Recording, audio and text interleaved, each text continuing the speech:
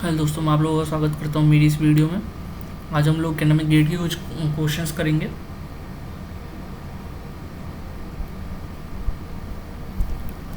देख लेते हैं क्वेश्चन। सबसे पहले हम लोग देख लेते हैं क्वेश्चंस देख लेते हैं।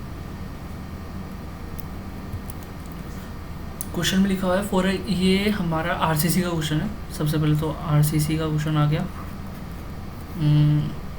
आरसीसी का क्वेश्चन आ गया फॉर अ गिवन लोडिंग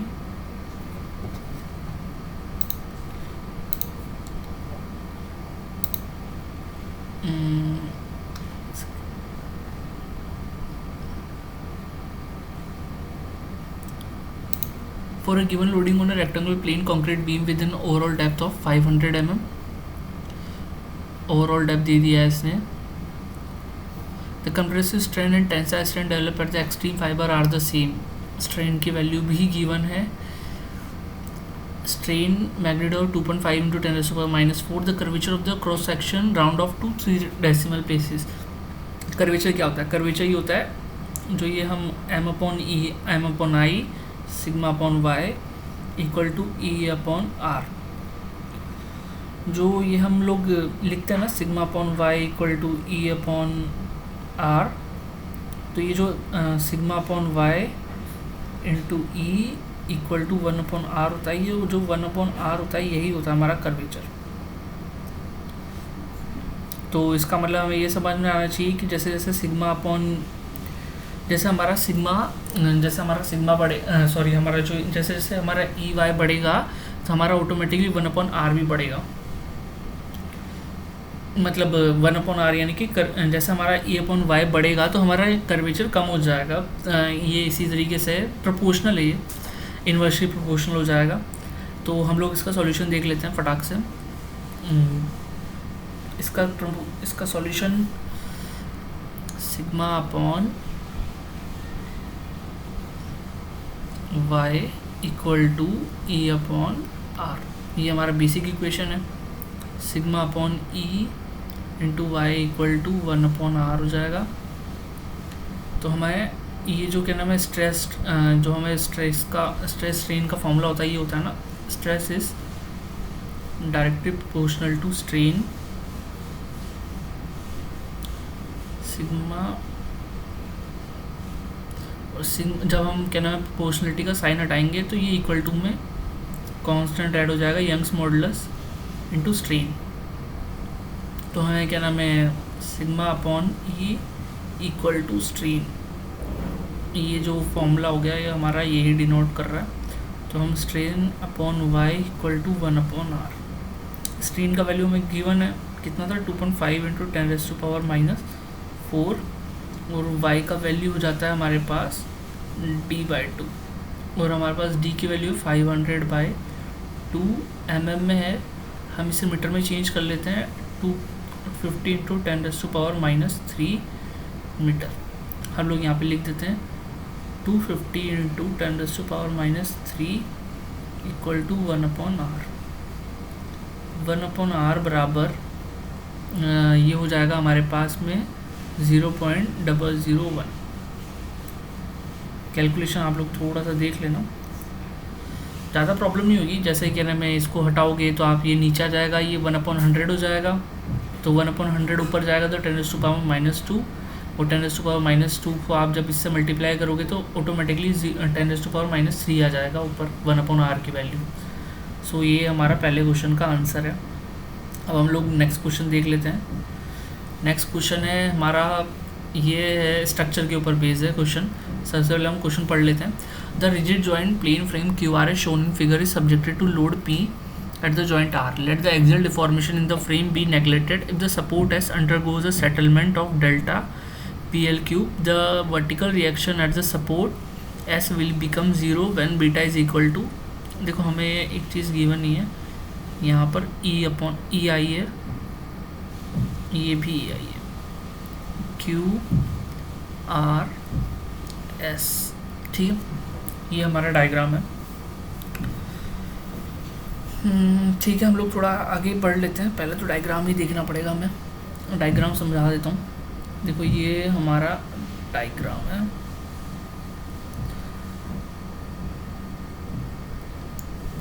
तो जो हमारा डायग्राम है वो क्या नाम है, यहाँ पे लोड लग रहा है P, Q, R और S। तो उसमें क्वेश्चन में बोला है कि जो हमारा डायग्राम है ये सिंक हो रहा है, कहाँ गया सपोर्ट P, ये रहा। If the support S undergoes a settlement, if the support S, sorry ये कहाँ गया यार, support S undergoes a settlement of delta, यानी कि ये, और यहाँ पे बोल रहा है vertical reaction at the support S will become zero. ये बोल रहा है सेटलमेंट कितना हो रहा है वहाँ पर, जो क्या नाम है हमारा सपोर्ट S है, यानी कि इस जगह पर ये जो सेटलमेंट है ये कितना सेटलमेंट हो रहा है, ये पूछ रहा है अपने से। देख लेते हैं कितना सेटलमेंट हो रहा है। सेटलमेंट इतना होगा ना, ये डेल्टा सेटलमेंट होगा यहाँ पर, जो यहाँ डेल्टा सेटलमेंट होगा वही तो यहाँ होगा, ये और ये दोनों इक्वल होंगे आपस में। तो सबसे पहले हम लोग इसका क्या नाम में ये निकाल लेते हैं कि यहाँ पर कितना मैग्नीट्यूड आएगा, मतलब सॉरी यहाँ पर कितना मोमेंट आएगा। यार ये थोड़ा सा डायग्राम नॉर्मल नहीं बना है, रुको एक सेकेंड।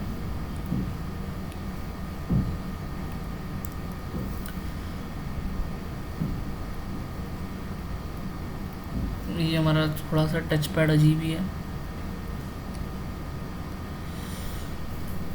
EI,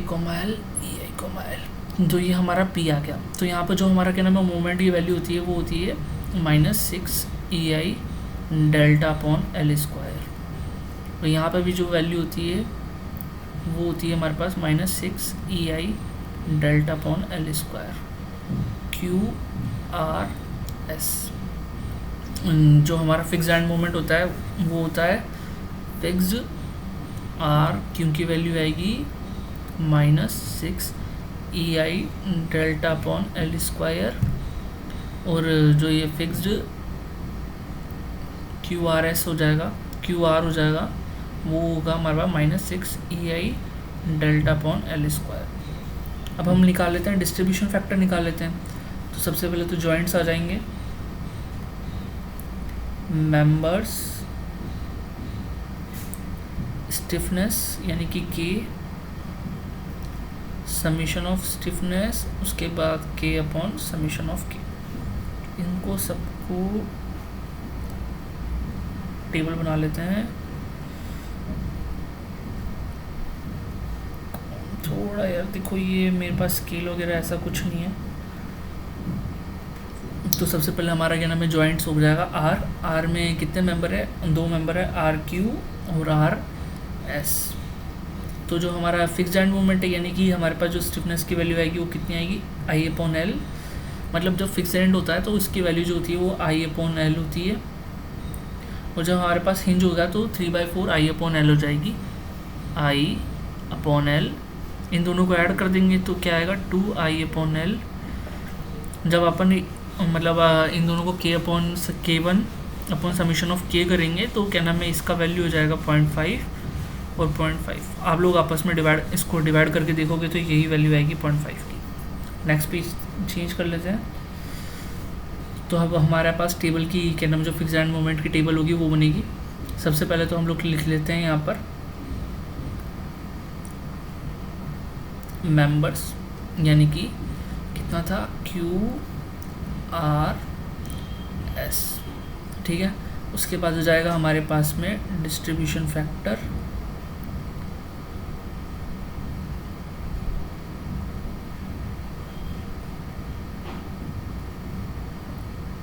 मैं आप लोगों को एक डायग्राम बताना भूल गया।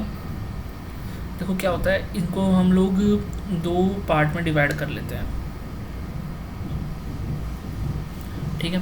ये हमारे पास हो जाएगा -6 EI delta upon L square, और ये भी हो जाएगा हमारे पास -6 EI delta upon L square. ये हो जाएगा, दोनों के दोनों आ जाएंगे। उसके बाद हमारे पास में दूसरी बीम आ जाती है, ये वाली, ये जो सिंक हो रही है, ये हमारे पास में इसका जो वैल्यू हो जाएगा वो हमारे पास में 0 हो जाएगा, कैसे होगा ज़ीरो, देखो मैं बताता हूँ। यहाँ पर पूछ रहा है the vertical reaction at the suppose S will become zero. S support है, ये जब ज़ीरो हो जाएगा इसकी जो रिएक्शन होगी वी सी की वैल्यू ज़ीरो कब होगी, इसलिए ज़ीरो पूछ रहा है, इसलिए हमारा जो मोमेंट हो जाएगा वो यहाँ पर हमारा ज़ीरो ले लेंगे हम लोग। जो पी लग रहा होगा वो हमारा ज़ीरो वी सी के ऊपर में, वी सी की वैल्यू जो होती है वो ज़ीरो हो जाएगी यहाँ पर। तो ये जो एम आर आएगा ये ज़ीरो आ जाएगा, और एम जो एस आएगा वो भी ज़ीरो हो जाएगा। ये इम्पॉर्टेंट था, सो मैं आप लोगों को सोचा कि बता दूं।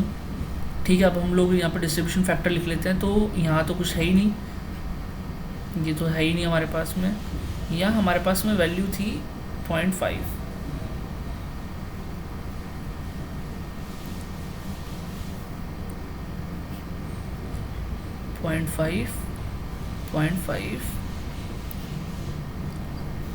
और हमारे पास में यहाँ पर फिक्स एंड मोमेंट्स थे। यहाँ कुछ नहीं है, 6 EI delta upon L square minus का ये minus 6 EI delta upon L square. यहाँ पे ज़ीरो है, यहाँ पे भी ज़ीरो है। अब हम लोग इसको कर देंगे बैलेंस। जब जैसे हम लोग इसको बैलेंस करेंगे तो ये दोनों ऐड हो जाएंगे और इससे मल्टीप्लाई होंगे तो कितना आएंगे 3 EI delta upon L square, 3 EI delta upon L square. उसके बाद हमारा कैरी ओवर मोमेंट आ जाएगा। नेक्स्ट स्टेप होता है हमारे पास carry over moment. Fixed end moment है, यानी कि जो मोमेंट होंगे वो डिवाइड बाई 2 हो जाएंगे, यानी कि 1.5 EI delta upon L square, और ये भी 1.5 EI delta upon L square. उसके बाद टोटल फाइनल एंड मोमेंट आ जाएंगे हमारे पास में, फाइनल एंड मोमेंट। तो ये हो जाएगा हमारे पास में कितना, -6 प्लस 1 इस 4.5 EI delta upon L square. ये हमारे पास में कितना हो जाएगा, ये सॉरी इसका है। इसके बाद हमारे पास में ये हो जाएगा -3 EI delta upon L square. ये भी हो जाएगा हमारे पास में 3 EI delta upon L square, और जो एस पे होगा वो होगा हमारे पास 1.5 EI delta upon L square.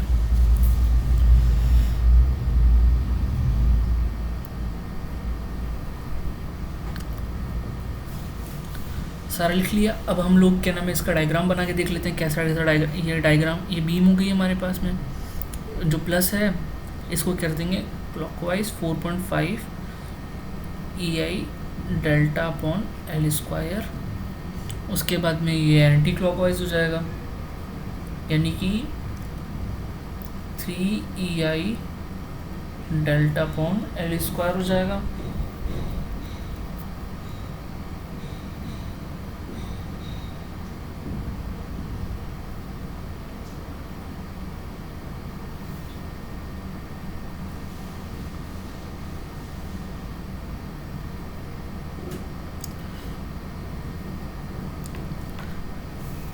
इन दोनों की रिएक्शन क्या आएगी, M/L। रिएक्शन का जो फॉर्मूला होता है वो होता है ना M/L। तो इन दोनों को जब मोमेंट ऐड हो जाएगा वो कितना आएगा 7.5 EI delta upon L cube, और ये भी इतना ही होगा 7.5 EI delta upon L cube. उसके बाद क्या नाम है हमारे पास दूसरी बीम आ जाती है। इसके ऊपर हमारे पास में लोड लग रहा था P, इसका मोमेंट आ रहा था हमारे पास में 3 EI delta upon L square, और जो एस का मोमेंट आ रहा था वो आ रहा था हमारे पास में 1.5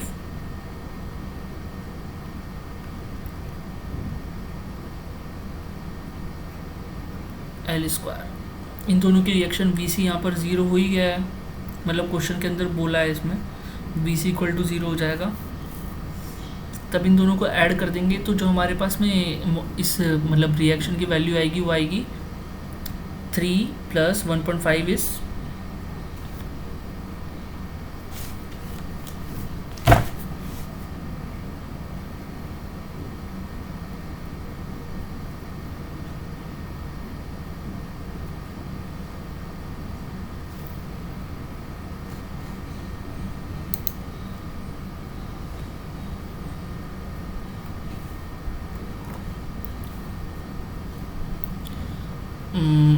सेकेंड कहाँ गए हम लोग, पी, एक सेकेंड, एक मिस्टेक कर दी है मैंने, पी माइनस ये जो क्या नाम है रिएक्शन, ये रिएक्शन ऊपर लग रही थी, यहाँ पर रिएक्शन ऊपर लग रही थी तो ये नीचे डाउनलोड लगेगी, ठीक है, और ये डाउनलोड लगेगी तो ये ऊपर लगेगी। सो पी मतलब 7.5 EI डेल्टा अपॉन L²। इस दोनों को लिखने की ज़रूरत नहीं है, दोनों को कंबाइन करके लिख सकते हैं हम, P - 7.5 EI delta upon L²। हमारे पास में V C equal to zero है तो हम लोग इससे ऐसे लिख सकते हैं P - 7.5 EI delta upon L² equal to V C, और वी सी की वैल्यू हमारे पास में ज़ीरो है तो इक्वल टू के ज़ीरो के बराबर हो जाएगी। तो P की वैल्यू कितनी आएगी 7.5 EI डेल्टा अपॉन L²। यहाँ से हम डेल्टा के इक्वल कर देंगे PL² अपॉन 7.5 EI। तो जो हमारी बीटा की वैल्यू आ रही है वो आ रही है 7.5। आप लोग जाके कहाँ गया, जो क्या नाम है यहाँ पे जो बीटा की वैल्यू है वो कितनी आएगी 7.5, ठीक है। नेक्स्ट क्वेश्चन कर लेते हैं। ओके, सॉइल का क्वेश्चन है भाई ये, ठीक है, सॉइल का क्वेश्चन बहुत जियोटैक मतलब सॉइल मैकेनिक्स, जियोटैक जो भी आप लोग इसे बोलते हैं, मेरा तो फेवरेट सब्जेक्ट है। A soil has a specific gravity of the soil has specific gravity of its solid equal to 2.65, ठीक है। The mass density of the water is, question number 1 is 1000 cubic meter। Water की जो density है वो 1000 kg/m³ दे रखी है, considering 0 air voids, ठीक है, and 10% of moisture content. Water content की वैल्यू दी है 10% of the sample. The dry density, देखो क्या क्या लिखा है क्वेश्चन में, इसको तो इसी पेज में सॉल्व कर लेंगे, इतना बड़ा क्वेश्चन है भी नहीं है। 2.65 आ गया। उसके बाद हमारे पास जो गामा डब्ल्यू की वैल्यू दी है वो 1000 kg/m³ में दी हुई है, निकालना भी kg/m³ में है, कोई बड़ी बात नहीं है इसको। और जो वाटर कंटेंट है वो भी हमें दिया हुआ है 10%। हम लोग कलर चेंज करें क्या, ठीक है, यही कलर सही है, कोई ज़्यादा बड़ी नहीं, हाँ ठीक है। तो क्या नाम है, अब हमें क्या निकालना है, गामा डी की वैल्यू निकालनी है। गामा डी की वैल्यू कैसे निकलेगी, इसमें क्वेश्चन में ये बोल रहा है, तो सबसे पहले हम लोग इससे क्या नाम है ना वो निकाल लेते हैं, SE equal to void ratio निकाल लेते हैं, SE equal to WG। SE equal to WG निकाल लेंगे तो यहाँ से वॉइड रेशियो आ जाएगा। वॉइड रेशियो कितना होगा 0.1, S की वैल्यू 1 हो जाएगी। बोला है ना इसमें एयर वॉइड 0 हो गया, ओके।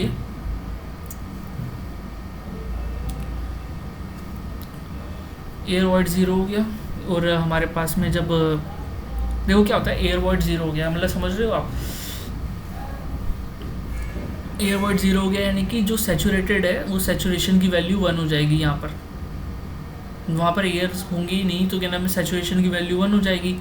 यानी कि देखो ऐसा डायग्राम है, ये है, इसमें ये पानी भरा, इसमें पूरा हम फुल में पानी भर देंगे, यानी कि एयर वॉइड्स होंगे वो पूरे के पूरे पानी से फिल हो जाएंगे। तो यहाँ पर जो S की वैल्यू हो जाएगी वो ऑटोमेटिकली 1 आ जाती है। तो यहाँ पर हम S की वैल्यू 1 कंसिडर कर लेंगे, E इक्वल टू 0.1 इंटू 2.65। जब हम इसे मल्टीप्लाई करेंगे तो उसका वैल्यू कितना आ रहा है, देखो मेरे को सॉल्व करना पड़ेगा, मैंने कोई लिखे विखे नहीं है, तुम लोगों के सामने सॉल्व कर रहा हूँ। तो जो हमारे पास में वॉइड रेशियो की वैल्यू आती है वो आएगी 0.265। ठीक है। अब हमें क्या नाम है, गामा डी निकालना है। गामा डी निकल के आ जाएगा जी गामा डब्ल्यू अपॉन 1+,